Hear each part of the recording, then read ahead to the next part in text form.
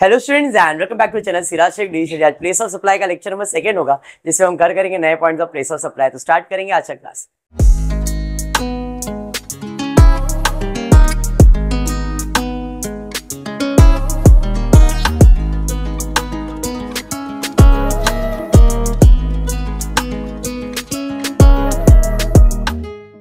Start करते, ध्यान देना। In the previous class place of supply start किया था। किस टाइप के सम्स आएंगे ये मैंने बता दिया है। आज भी सेम टारगेट है, क्वेश्चंस रहेंगे, आपको प्लेस ऑफ सप्लाई जज करना है। Place of supply of import और एक्सपोर्ट ऑफ गुड्स। अब तक हमने जो प्लेस ऑफ सप्लाई किया उसमें क्या क्या किया, एक बार रिकलेक्ट करते। सबसे पहला किया था place of supply when movement of goods एक जगह से दूसरे जगह पे जा रहा है, बराबर है। फिर हमने देखा था, हमने जो रेसिपिएंट ने जहां बोला है वहां पे डिलीवर करवाया, उसका प्लेस ऑफ सप्लाई। फिर no involvement movement of goods, बराबर है। फिर ट्रांजिट के अंदर, मतलब ट्रांसपोर्टेशन के ट्रैवल के टाइम पे देखा था। इतना सब देखा था, याद है कि नहीं। आज हम देखने जा रहे हैं नया, that is place of supply of import और export of goods. Very very very very important चीज, और इसका आंसर आप खुद दे दोगे। जीएसटी सिर्फ और सिर्फ किधर है? इंडिया में। इंडिया के बाहर जीएसटी नहीं चलता है। तो अगर आप इंडिया के बाहर गुड्स बेच रहे हो, सप्लाई कर रहे हो, या गुड्स इंपोर्ट कर रहे हो, मंगा रहे हो, तो what is the place of supply, ये जज करना है। समझ में आ रहा है क्या बोल रहा हूं? यहां पे इंपोर्ट एक्सपोर्ट मतलब एक स्टेट से ज्यादा नहीं, यहां पे आउट ऑफ कंट्री की बात चल रही है। समझ में आया? चलिए देखते दिया क्या गया। Message Reshmi New Delhi export spice from New Delhi to London UK. What is the place of supply? London UK. अच्छा पक्का? न्यू दिल्ली। अच्छा हाँ, जजमेंट तो करना है, दो ही तो जगह है, कोई एक तो लग ही जाएगा तुक्का। ये ट्रू और फॉल्स जैसा हो गया। चलिए, the place of supply is London. Sir क्यों ऐसा? बट जीएसटी अप्लाई होगा कि नहीं होगा? नहीं होगा, तो क्या अप्लाई होगा? IGST, duty, custom duty. अच्छा कुछ नहीं, कुछ नहीं। आप जब गुड्स इंपोर्ट एक्सपोर्ट कर रहे हो, यहां पे बेच रहे हो, जब भेज रहे हो तो एक्सपोर्ट ड्यूटी उसके पर लगाया जाएगा। बात समझ में आया? क्लियर है? ओके चलिए बढ़िया, बढ़ते हैं नेक्स्ट और एक क्वेश्चन की तरफ। M import electrical kettles from China for her kitten store in Noida, UP. M is a registered in UP. China से गुड्स इंपोर्ट किया गया है यूपी में, बराबर है, न्यू दिल्ली यूपी में। What is the place of supply? The place of supply will B Noida UP. क्यों, किस लिए, समझ में आ गया? चलिए बढ़िया है। नेक्स्ट देखते और क्या। The place of supply of goods imported into or exported from India, same वही ये जो अभी पढ़ रहा है। Import of goods, import of goods मतलब goods import किया गया है। Location of supplier, location of goods before supply, goods supplied to location of recipient and place of supply। ऐसे ही क्वेश्चन आएंगे, आप be clear. Place of supply ऐसे ही क्वेश्चन है, ठीक है। Location of the supplier, Thailand में रहता है। गुड्स पहले भी थाईलैंड में ही था, हमने ऑर्डर किया आसाम में और गुड्स मिल भी रहा है आसाम में। Place of supply, place of supply Assam. समझ में आ गया? चलिए बढ़िया है। चाइना है, चाइना है, कश्मीर है, हरियाणा है।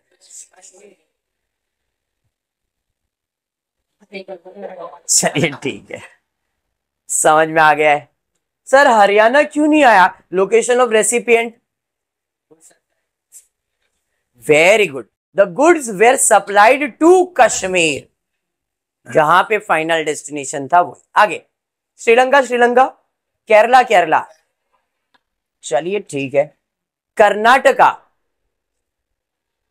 Goods location of the supplier Karnataka, goods था किधर? ईरान में।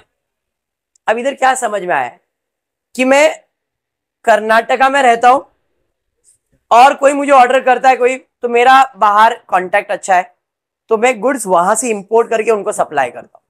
तो ये है कर्नाटक में सप्लायर, लेकिन इसका गुड्स कहां पड़ा हुआ है? ईरान में।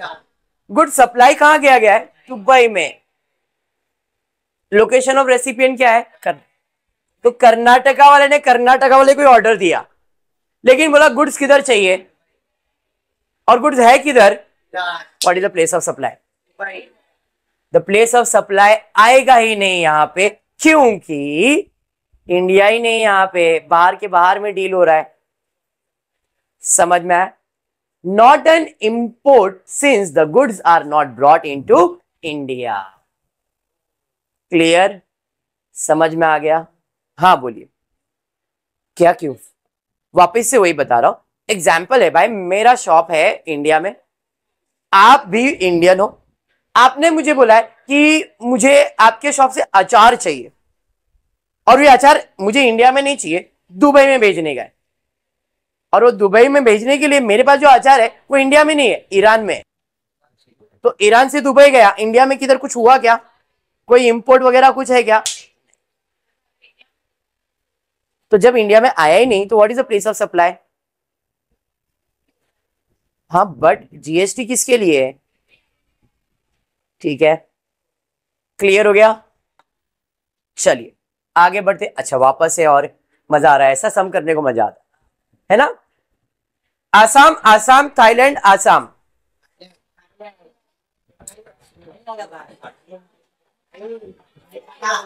अभिषेक, अभिषेक इतना एक्टिव है ना थाईलैंड देख के। हाँ मैं बताता हूं, थाईलैंड, थाईलैंड किधर जाएगा? सी, थाईलैंड। क्यों ऐसा? मसाज करने का। अच्छा देखते, लोकेशन ऑफ सप्लायर किधर है? गुड्स किधर है? आसाम में है। गुड्स थाईलैंड में डिलीवर कर दिया, मतलब ये एक्सपोर्ट हो गया ना? हाँ या नहीं? एक तरह का एक्सपोर्ट है, इधर लिखा गया इंपोर्ट है, बट कहीं ना कहीं ये एक्सपोर्ट भी है। समझ में आ रहा है?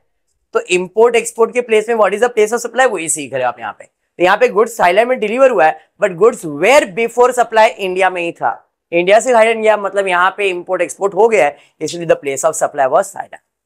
ठीक है, चलिए second, Tamil Nadu, Kashmir, China, Texas. पक्का? 100%?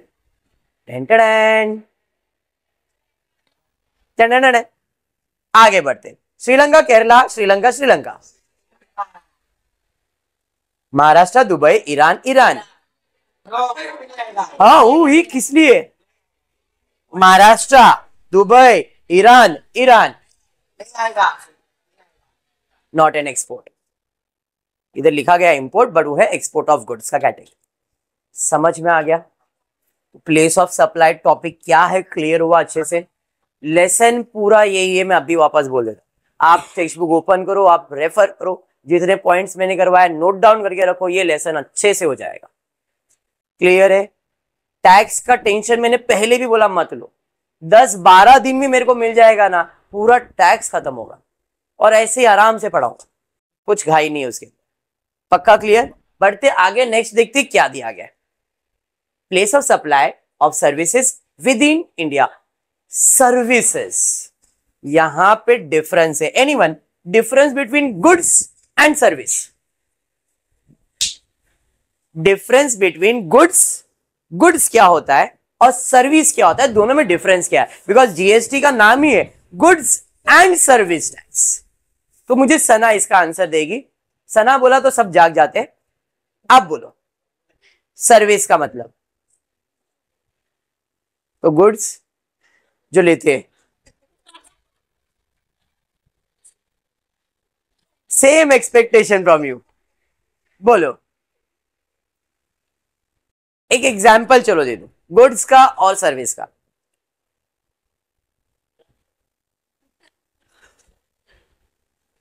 नहीं समझ रहे, इसको मजाक लग रहा है। आप डॉक्टर के पास जाते हो, तबीयत खराब है, बराबर है?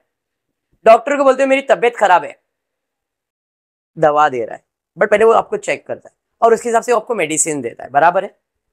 हाँ या नहीं? अब सेम चीज, दूसरा एग्जाम, मैं गया ग्रोसरी की शॉप के ऊपर और वहां से कुछ सामान परचेज किया मैंने, उसने मुझे गुड्स दिया, बदले में पैसा लिया। डॉक्टर के पास गया, उसने मुझे चेकअप किया और पैसा लिया। दोनों एक तरह में एक्सचेंज तो हुआ ही है, इधर गुड्स गया, पैसा आया, बिजनेस के पॉइंट ऑफ व्यू से बात कर रहा हूं, और कस्टमर के पॉइंट ऑफ व्यू से पैसा गया, गुड्स आया।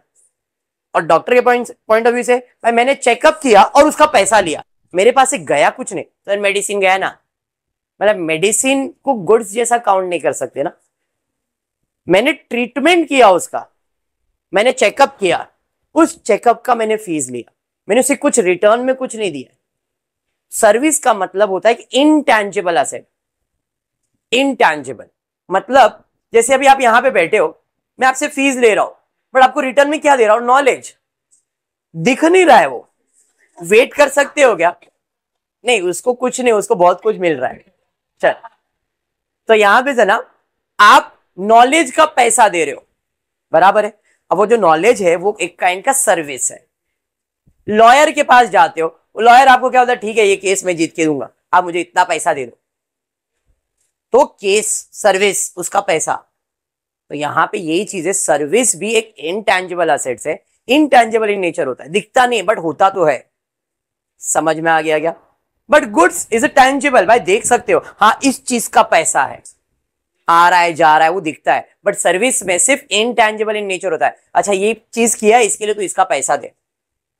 समझ में आ रहा है? तो अब तक हमने जो भी किया था वो सब गुड्स का कैटेगरी था। कितने कैटेगरी से? मूवमेंट ऑफ गुड्स पहला, फिर नो मूवमेंट ऑफ गुड्स, उसके बाद थर्ड पर्सन का जो ऑर्डर रहेगा रेसिपिएंट का वो देख लिया, फिर उसके बाद हमने ट्रांजिट का देखा, इंपोर्ट और एक्सपोर्ट देख लिया। इतने कैटेगरीज गुड्स के अंदर आपने देख लिया। क्लियर है सारे? अगर हम दोनों के बीच में तो मेरा डेस्टिनेशन, और हम तीनों के बीच में तो फाइनल डेस्टिनेशन जहां पे वही है, लास्ट वाला ही बताया तो था दोनों केस।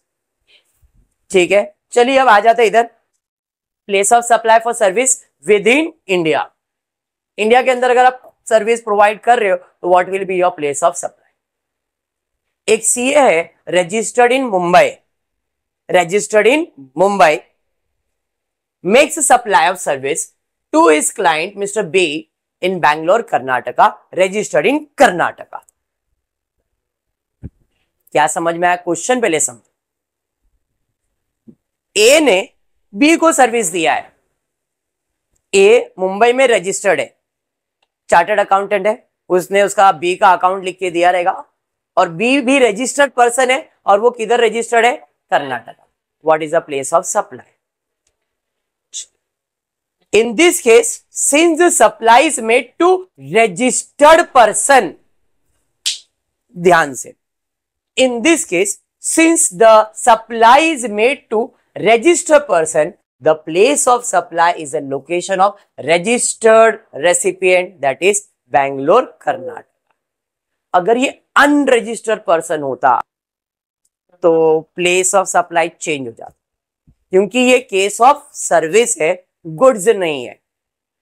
दोनों में फर्क होता है। गुड्स क्या होता है, इधर से उधर क्या फाइनल डेस्टिनेशन वो है, लेकिन डॉक्टर थोड़ी अपना क्लिनिक छोड़ के जाएगा, पेशेंट उसके पास आएगा, तो मैं सर्विस तो मेरी जगह से ही देने वाला हूं जहां पे मैं रजिस्टर्ड हूं। फर्क समझा क्या बोल रहा हूं मैं? वापस सुनो ध्यान से, सिंपल सा छोटा सा माइन्यूट सा बात है। गुड्स के अंदर मैं रजिस्टर्ड भी मुंबई में हूं, लेकिन गुड्स जा रहा है कर्नाटका में, तो प्लेस ऑफ सप्लाई कर्नाटका है, क्योंकि गुड्स वहां पे।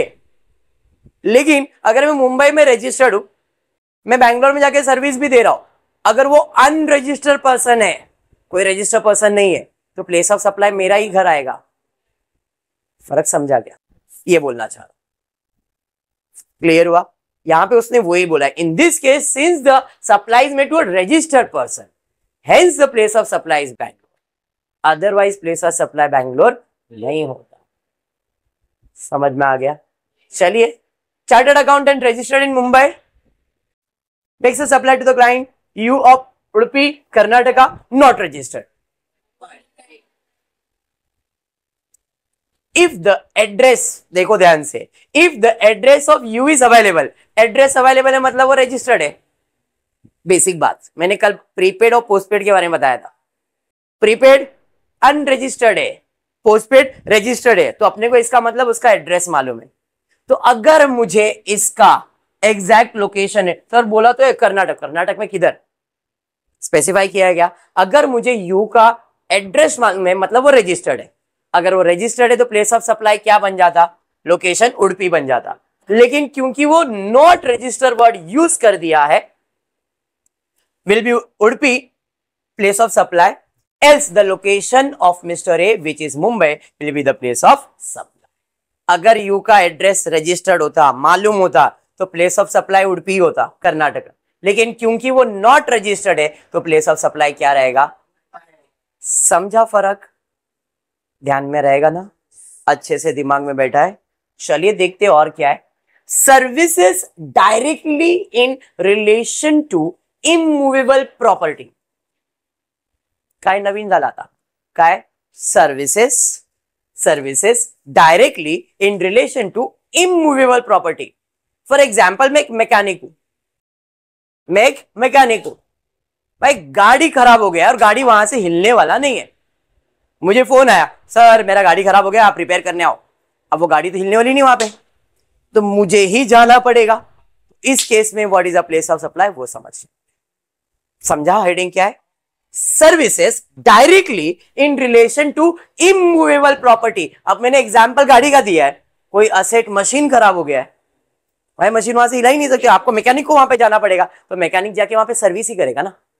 समझा क्या? तो इस केस में what is a place of supply, वो समझना है। दिमाग में जा रहा है सबको अच्छे से? पक्का ना? हाँ ना? चलिए देखते हैं क्या है।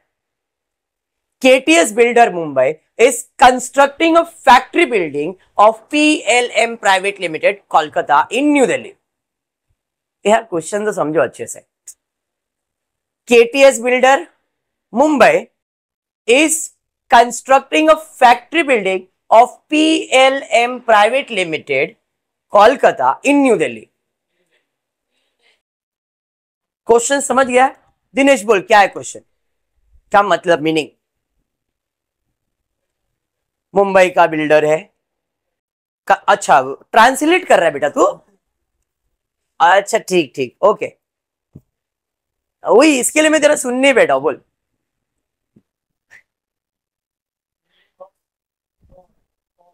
Building of for okay PLM private limited.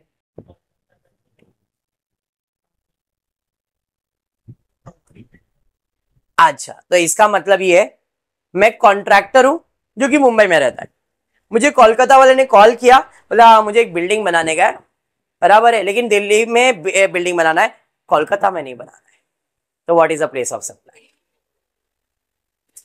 फर्क समझो, समझ गया ना? The place of supply is the location of immovable property that is new Delhi. अगर आपको याद होगा तो गुड्स के अंदर भी सेम चीज था, इमूवेबल प्रॉपर्टी का, जहां पे वो इंस्टॉल हुआ है या जहां पे उसका काम चल रहा है, जिस लोकेशन में, वही हमारा प्लेस ऑफ सप्लाई है। सना समझ में आ रहा है? क्लियर है? पक्का? चलिए बढ़ते हैं नेक्स्ट। उसके बाद और क्या क्वेश्चन दिया है? Mister x consulting engineer based in Mumbai Maharashtra rendered a professional service in respect of immovable property to Mr. Y, Bangalore, located in Australia। चलो ध्यान से, आराम से, कोई घाई नहीं अपने को, क्वेश्चन समझ लो। दिनेश को समझ गया, दिनेश बोला है ये मैं अभी आंसर देता हूं। बोल तो पढ़ अच्छे से।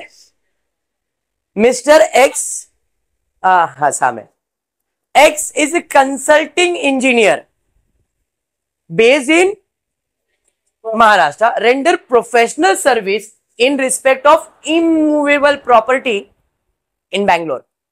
प्रॉपर्टी किधर है? बराबर है। और जो क्लाइंट है वो किधर है? तो ऑस्ट्रेलिया का क्लाइंट है, उसने मुझे कॉल किया है जहां मैं मुंबई में रहता हूं, और उसने बोला मेरा प्रॉपर्टी किधर है, तो मुझे उससे रिलेटेड आपसे सर्विस चाहिए, प्लेस ऑफ सप्लाई।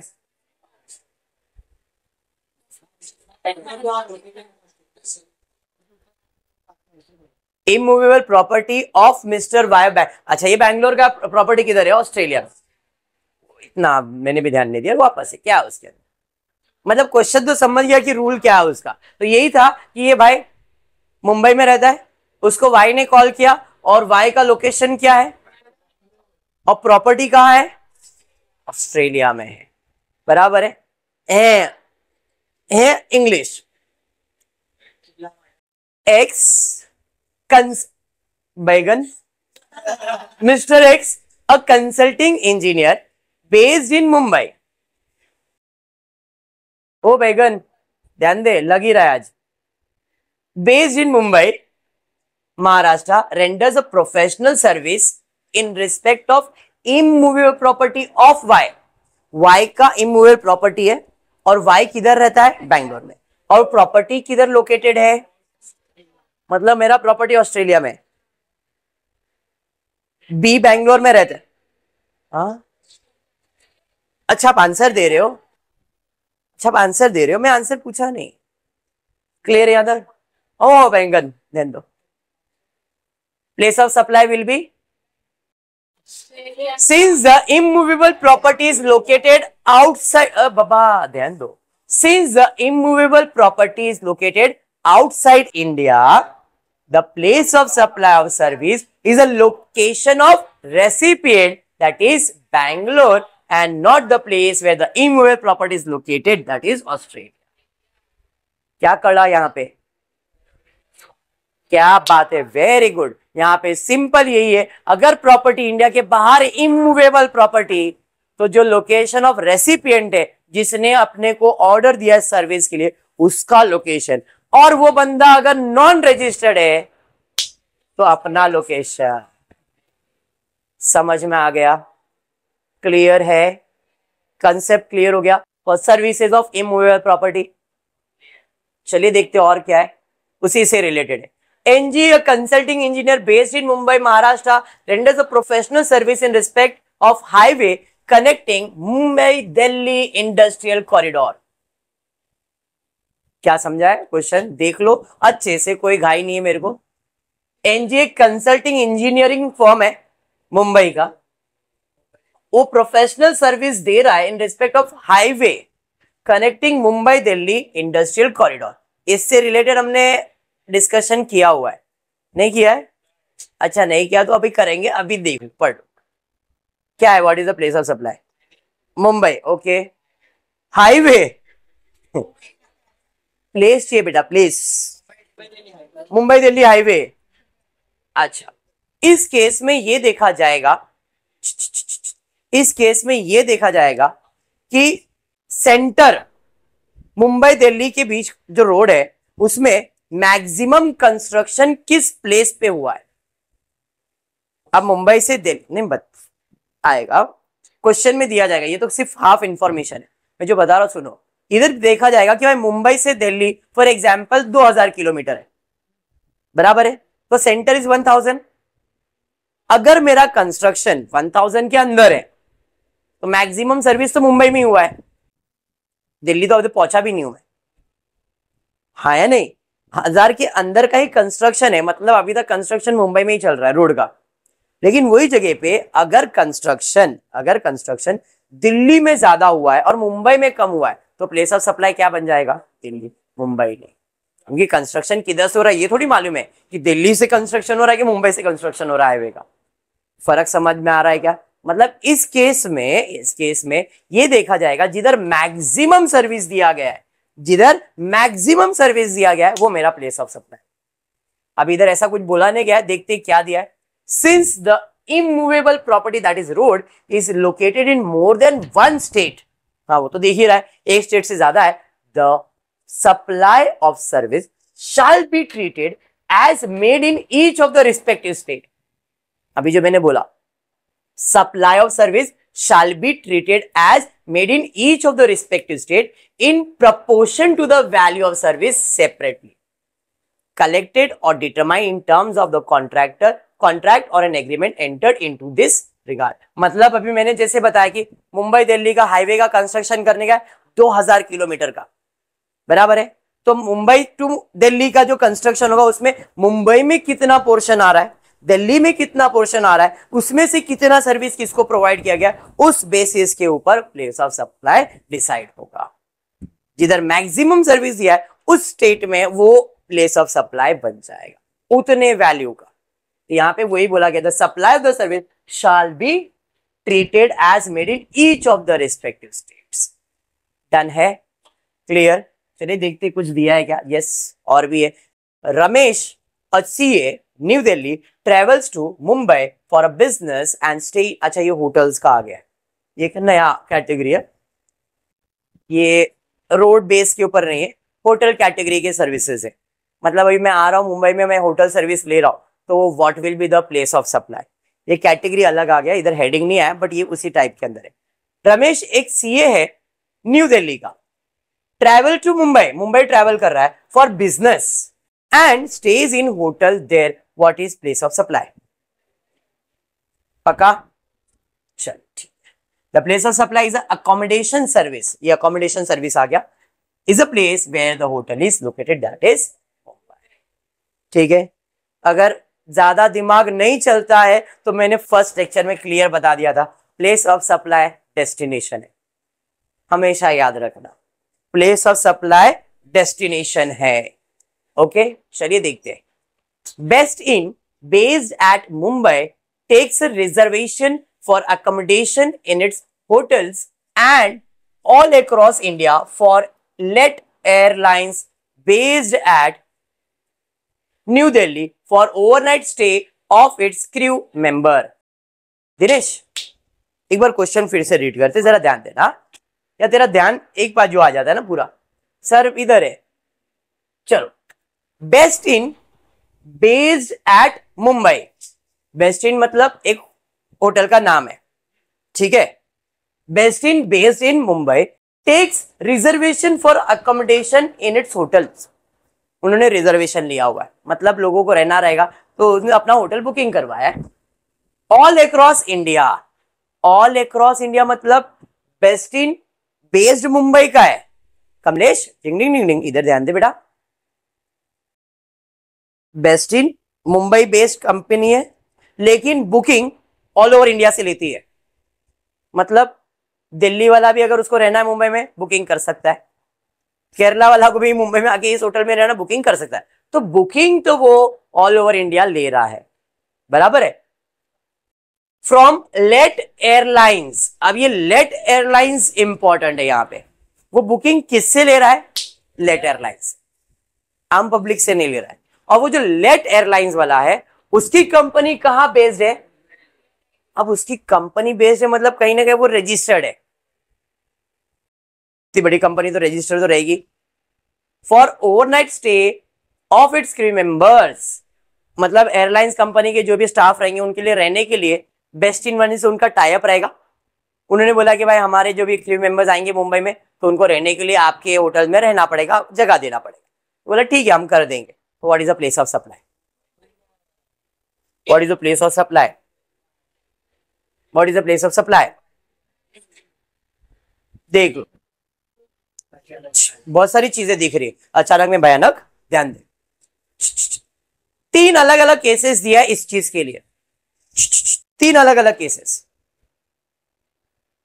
जो बोलने जा रहा हूं वो होटल्स के लिए इंपॉर्टेंट रहेगा, होटल सर्विसेज के लिए इंपॉर्टेंट होगा, जरा ध्यान से सुनना। बिकॉज अब तक जो भी करते आ रहे वो सर्विस इमूवेबल प्रॉपर्टी था, बेसिक था। यहां पे होटल रूम्स में जो प्लेस ऑफ सप्लाई होता है वो डिफर करता है। Case number 1, the place of accommodation service shall be the location of the hotel where the crew members have stay। पहले केस में तो अपने को मालूम ही था कहां रह रहा है, मुंबई में ना, तो प्लेस ऑफ सप्लाई वही है। नॉर्मल केस जिसका तुमने सबने आंसर दिया सर मुंबई, बराबर, that was the first case. Accommodation of the service shall be the location of the hotel and location of the hotel क्या था, मुंबई, प्लेस ऑफ सप्लाई क्या बन गया, Mumbai. Second case, in case the agreement between best in and let airline is as पर night पर room basis. अब देखो क्या क्या होता है, कभी कभी हम लोग कंपनी बोलते भाई महीने का हिसाब एक साथ कर लेंगे, मेरे मेंबर्स आएंगे उनको 2 रूम देने का अपन हिसाब कर लेंगे। पर डे के बेसिस पे नहीं, पर नाइट के बेसिस के ऊपर नहीं, हम मंथली हिसाब कर लेंगे। अच्छा तेरे को महीने का 4,000 रुपया दूंगा, कितने आ रहे नहीं आ रहे वो बाद में देखेंगे अपन उसका रूम का हिसाब नहीं रखेंगे। बट इधर बोला है अगर बेस्ट इन और लेट एयरलाइंस के बीच में पर नाइट पर रूम बेसिस के ऊपर कॉन्ट्रैक्ट हुआ है, पर नाइट पर रूम के हिसाब से अगर कॉन्ट्रैक्ट हुआ है, then the value of service separately collected from each hotel shall be treated as value of service for the respective state. मतलब इधर दूसरा पॉइंट बताया गया है वैल्यू ऑफ सर्विस के लिए। What is value of service, एक नया लेसन है। Place of supply, value of supply. What is value of supply? Value of supply मतलब हमने जो सर्विस दिया उसका कीमत कितना है, उसके अंदर जीएसटी, सीजीएसटी, आईजीएसटी ऐड करके उसका कीमत बिल कितने का बनता है, जो बिल बनता है उसे वैल्यू ऑफ सप्लाई है। तो यहां पे उसने एक कॉन्ट्रैक्ट दे दिया है, अगर हमारे बीच में पर नाइट पर रूम का बेसिस है तो प्लेस ऑफ सप्लाई तो बोला नहीं, बट वैल्यू ऑफ सप्लाई के बारे में बोल दिया है कि value of supply will B, जो भी आपका बिल बनेगा जिस स्टेट में बनेगा उस स्टेट में हमारा प्लेस ऑफ सप्लाई होगा। The value of service for respective state, मतलब मुंबई में मेरा बिजनेस है, मुंबई में तो रह रहा है, लेकिन मेरा और एक किसी के साथ कंपनी के साथ टाइप है, तो मैंने बोला भाई लेट एयरलाइन मेरे पास जगह नहीं, आप उधर चले जाओ, तो वो उधर गया, तो वो स्टेट मेरा प्लेस ऑफ सप्लाई बन जाएगा। सिंपल भाषा, very simple, destination is my place of supply. Value of supply, जितना आपका बिल बनेगा हम उतने के ऊपर चार्ज करेंगे, और जिस स्टेट में हो उसी स्टेट में चार्ज करेंगे। In case the agreement between the best Indian airline is on lump sum, जो मैंने एग्जांपल दिया था, of basis for the month, then the place of supply shall be determined as per the prescribed rule. अगर lump sum basis पे है तो यहां पे लोकेशन या तो डेस्टिनेशन इंपॉर्टेंट नहीं है। अगर लमसम है, the place of supply shall be determined as per prescribe rule. What is prescribe rule? कि भाई लेट एयरलाइंस वाला बोल रहा है नहीं भाई हम लोग यहाँ पे ही बिल बनाएंगे, तुम यहाँ पे आओ, यहाँ से पेमेंट कलेक्ट करो। या तो बोलेगा नहीं भाई हम वहां जाएंगे, मुंबई में बिल करेंगे, मुंबई का ये आपको प्लेस ऑफ सप्लाई फाइनल करना पड़ेगा, बिकॉज हमारे बीच में कॉन्ट्रैक्ट लमसम बेसिस का हुआ है, हमारा कंपनी बाहर जाता नहीं है, तो प्लेस ऑफ सप्लाई मुंबई बन जाएगा। क्लियर है? क्या नहीं समझा बोलो? कुछ भी नहीं समझा? ओके, आपको समझा, आपको नहीं समझा?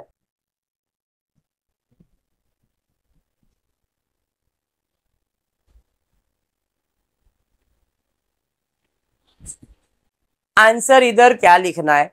अगर सिर्फ इतना क्वेश्चन रहता प्लेस ऑफ सप्लाई, तो हम लोग प्लेस ऑफ सप्लाई लिखते मुंबई, खत्म। बट होटल सर्विस में मैंने बोला 3 चीज है आपके लिए। पहला है प्लेस ऑफ सप्लाई, तो आपको समझ में आ ही गया। दूसरा कि हमारे बीच में जो बिलिंग का बात चल रहा है, वो बिलिंग का बात कैसे चल रहा है?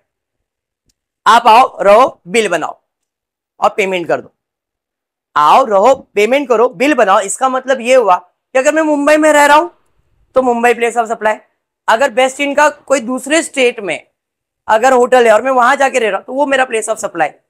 इन शॉर्ट वहां पे भी डेस्टिनेशन ही आ गया। लेकिन लमसम में वैसा नहीं आएगा। लमसम में दोनों कॉन्ट्रैक्टर के बीच में जो बातचीत फाइनल हुई रहेगी उस बेसिस पे प्लेस ऑफ सप्लाई डिसाइड किया जाएगा। वो हमको कैसे समझेगा? तो क्वेश्चन बोलेगा। समझ में आया अभी? Clear? Restaurant and catering, personal grooming, fitness, beauty treatment, health service etcetera. इसमें क्या हंसने का था? मैं वही देख रहा हूं कि कोई दूसरा हंसे तो गलत, अपना कोई हंसे तो वाह। अपना मतलब मैं मेरी बात किया, मैं अपना नहीं हूं। चल ध्यान दे। Restaurant and catering, personal grooming, fitness, beauty treatment and health, अगर इसमें का कोई भी सर्विस आपको मिल रहा है तो what is the place of supply? Mister A, businessman from Pune, dines in a restaurant at Mumbai while on a business trip. Very good. The place of supply of the restaurant service is the location where the such service is performed, that is Mumbai. Next. Timmy Ferreira, a makeup artist of Kolkata, goes to Jaipur, Rajasthan for doing the makeup of Mrs. Simran Kapoor, a Bollywood actor based in Mumbai. The place of supply of the beauty treatment is a location where such service is performed, that is Jaipur. Clear है? चलिए, training and performance appraisal. अब training and performance appraisal का मतलब अप्रैल में मिलता है. अच्छा, ये मालूम अप्रैल में मिलता है. होता क्या है, फॉर एग्जाम्पल कुछ नया चीज आपकी कंपनी लॉन्च कर रही है, तो उसके लिए आपको ट्रेनिंग प्रोग्राम अरेंज करने वाला. भाई है मुंबई में रहते, पर ट्रेनिंग के लिए अपने को दिल्ली भेज रहे, ऐसा भी होता है. तो जो ट्रेनिंग लेने वाला पर्सन है या देने वाला पर्सन है, उसका मूवमेंट हो रहा है एक प्लेस से अलग, जबकि उसका रजिस्टर्ड प्लेस कोई और है. तो ऐसे केस में what is the place of supply वो समझना है. यहाँ पे दिया है DEO consultant Mumbai impart GST training to accounts and finance personnel of GEO limited Rajkot Gujarat at a company's Ahmedabad office. Question समझो वापस. डीईओ कंसल्टेंट मुंबई है, इम्पार्ट जीएसटी ट्रेनिंग मतलब ये कंपनी जीएसटी का ट्रेनिंग प्रोवाइड कर रहा है to accounts and finance person, मतलब अकाउंटेंट को, फाइनेंशियल पर्सन को वो ट्रेनिंग दे रहा है. और वो कौन सी कंपनी में ट्रेनिंग दे रहा है? जीईओ लिमिटेड गुजरात में at the companies Ahmedabad office. At the companies Ahmedabad office का मतलब क्या है? मेरे कंपनी का अहमदाबाद में ऑफिस है. मेरे कंपनी का मतलब डीईओ कंसल्टिंग का ये जो मुंबई वाला पर्सन है ये सर्विस देने गया है और इसी का ही अहमदाबाद में एक ऑफिस है. उस ऑफिस में हमने इस कंपनी के पर्सनल को बुलाया और वहां पे हम लोग ट्रेनिंग दे रहे हैं. What is the place of supply? Ahmedabad. पक्का? राजकोट. अच्छा, अभी एक ही बच गया है, Mumbai. Since the recipient GEO is registered, the place of supply is a location of registered person, that is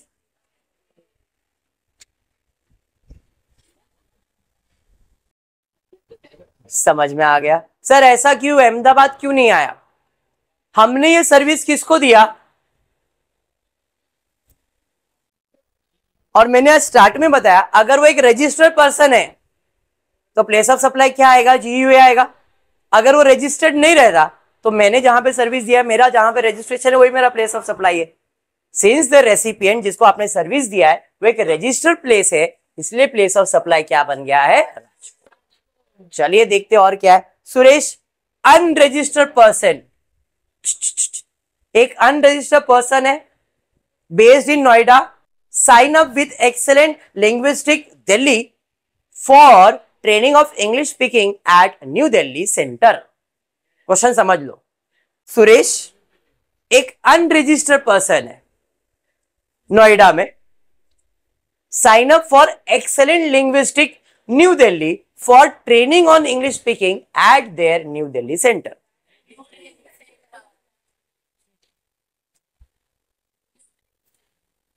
Since the recipient is unregistered, the place of supply is a location where the service are provided, that is registered. अगर ये बंदा registered होता तो हम service दे रहे, जिसको दे रहे वो भी रजिस्टर्ड होता तो उसका प्लेस आता, नहीं तो हमारा प्लेस आ जाता. अब इस केस में ये तो अनरजिस्टर्ड मतलब वही रजिस्टर्ड होगा, इसलिए हमने दिल्ली ले लिया. क्लियर? और एक है छोटा सा, चलो मेरे हिसाब से लास्ट है. Mister A, a resident of Bangalore, conducted training for employees of Software Limited, a company based out of New Delhi in Shimla Resort located in Shimla. The place of supply of training service shall be New Delhi if Software Limited is registered person. If Software Limited is not registered person, then the place of supply of training will be service shall be Shimla. अब ये दोनों answer इधर लिख के इसलिए दिया है क्योंकि क्वेश्चन में स्पेसिफिकेशन नहीं है, इसलिए. तो सर हम एग्जाम में भी ऐसा लिखेंगे क्या? आपको अगर क्लियर इंफॉर्मेशन दिया है तो ठीक है, नहीं तो ये दोनों अजम्पशन से लिख सकते. समझ में आ गया क्या? अच्छा, और एक है लगता है. नहीं, ये खत्म करेंगे, मैं उसके बाद ही आगे बढ़ूंगा. एक ही लिखा तो कुछ फर्क नहीं है, तो वहां पे स्पेसिफिकेशन रहेगा it is a registered person, इसलिए प्लेस ऑफ सप्लाई वो आप स्पेसिफाई कर देना. क्योंकि यहाँ पे assumptions बहुत चलते हैं टैक्स के अंदर, जो स्पेसिफाई कर दोगे तो अच्छा है। चलिए बढ़ेंगे next, admission to event, amusement park etcetera. जैसे आप मेले में जाते हो, एंट्री टिकट लेते हो, एंट्री टिकट उस सर्विस के लिए लेते हो। हाँ, फ्री वाला की बात नहीं कर रहा हूं मैं, ठीक है। हाँ, फरी वाले में जाता है ना तू, फरी वाले में मत जा। चल, mister A, a resistant of Ghaziabad UP, buys a ticket for circus organized at Gurgaon, Haryana by a circus company based in New Delhi. ध्यान से ए ने, यूपी वाले ने सर्कस का टिकट खरीदा है हरियाणा वाले से, जबकि वो सर्कस वाला रजिस्टर्ड किधर है? न्यू दिल्ली में। What is the place of supply?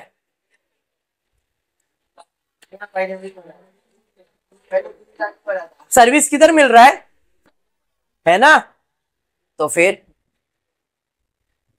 समझ में आ गया, यूपी वाला बंदा है, हरियाणा में सर्कस लगा हुआ है, तो सर्विस तो वहीं पे मिलने वाला है।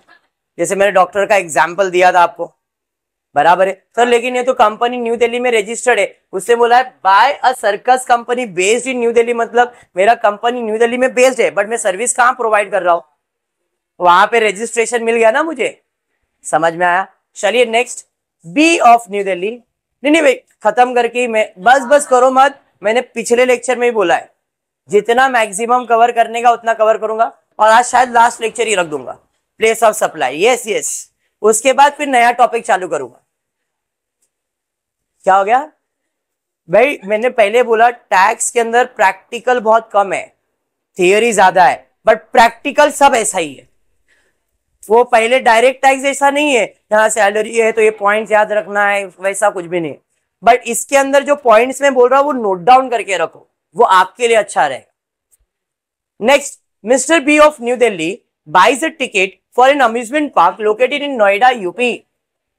बोलो place of supply. The place of supply is the location में the park is located, that is Noida. Organising of event, organising of event मेरे को ही मालूम है इजी है, लेकिन करवा रहा हूं, नहीं करवाऊंगा तो बोलेंगे करवाया नहीं है। मैं D of Delhi being an event organiser hosted an exhibition at Mumbai to exhibit the product of exhibitor, namely Chennai silk skills आता है रे ऐसा? हाँ होता है। Chennai which is a registered person। बोलो place of supply.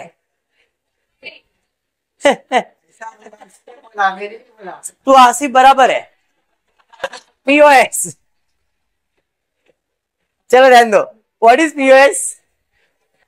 Place of supply. The place of supply will be Chennai, that is location of service of the recipient और registered person. IGST is liable to be paid by mister D because Delhi वाला है और जाके चेन्नई में service मिल रहा है, मतलब IGST तो आने वाला है।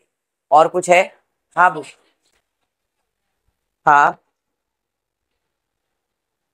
अच्छा इधर एक बेसिक सा डाउट आया है कि सर ध्यान से, D of Delhi being an event organiser hosted an exhibition in Mumbai to exhibit the product, exhibitor name, Chennai में उसने इवेंट ऑर्गेनाइज किया है। कहां पे रजिस्टर्ड है? Exhibition at Mumbai to exhibit the product of namely Chennai which is registered person. अब registration किसका है? अगर इसका नहीं रहता तो हम मुंबई काउंट कर लेते ना। मैंने तुम्हारे लिए सर्विस के लिए एक इवेंट ऑर्गेनाइज कर दिया ना, तो तुमने रजिस्ट्रेशन किधर दिया है मुझे? चेन्नई का। मेरे लिए प्लेस ऑफ सप्लाई तो चेन्नई हो जाएगा। Kalyan private limited is an event management company is located in Chennai. Mister Raj located in Jaipur hires their service of Kalyan Private Limited for organizing a marriage function. Dinesh, marriage function of in Taj Coromandel, Chennai. Coromandel, हाँ छोड़ो ना बेटा, Chennai. Mister Raj is not registered person. Find the place of supply of the service and the type of GST liabilities. क्या हो गया भाई, temperature change हो गया बाहर का? बताओ। हाँ बारिश होगी, इधर ध्यान दे, बर्फ गिरने वाला, ये भी चिल्लाने का है। प्लेस ऑफ सप्लाई बोलो, place of supply. One second, ये जो राज है जयपुर का है, बट वो नॉट रजिस्टर्ड पर्सन है, तो फिर जिसने सर्विस दिया वही मेरा प्लेस ऑफ सप्लाई होगा। Kalyan private event management company located in Chennai, इसलिए हमारा प्लेस ऑफ सप्लाई चेन्नई। समझ में आ गया क्या? चलो, अरे वाह खत्म फाइनली। आज 10 सम नहीं लिया है, आज हर स्लाइड में अगर 2-2 3-3 सम भी हुआ है ना, तो 10 स्लाइड है टोटल।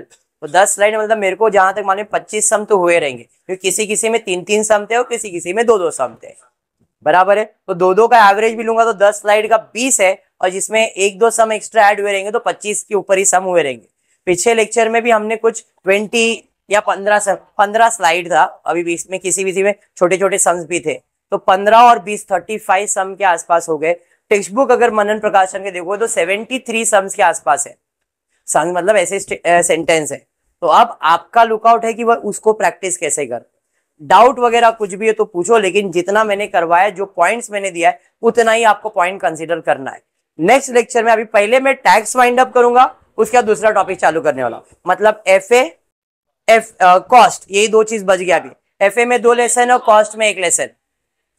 एफए चालू कर दूं क्या? अच्छा अच्छा अच्छा ठीक है, तो आज इतना ही करते हो। फुली वीडियो पसंद आए तो प्लीज वीडियो को लाइक कर देना, फ्रेंड्स ग्रुप में शेयर करना, चैनल को सब्सक्राइब करना। Thank you for watching.